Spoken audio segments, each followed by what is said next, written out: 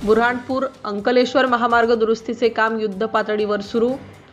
केळीपट्ट्यातून जाणाऱ्या अंकलेश्वर महामार्गाचे दुरुस्तीचे काम जोमाने सुरू झाले असून तळोदा ते चोरवड पर्यंत पूर्णतः डांबरीकरणाचे काम होत असल्याने नागरिकांमधून समाधान व्यक्त होत आहे।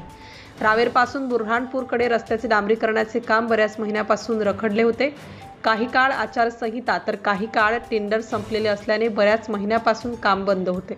पण आता 4-5 दिवसांपासून सुरू झालेल्या डांबरीकरणाच्या कामामुळे आज काही काळ भोकरी फाटा ते मानस हॉटेलपर्यंत दुतर्फा वाहनांच्या लांबलचक रांगा लागल्या होत्या। परंतु खराब रस्त्याचा वनवास आता संपणार असल्याने डांबरीकरण होत असल्याचे बघून वाहनधारक पण त्रास सहन करण्यास थोडा वेळ थांबण्यास तयार होते।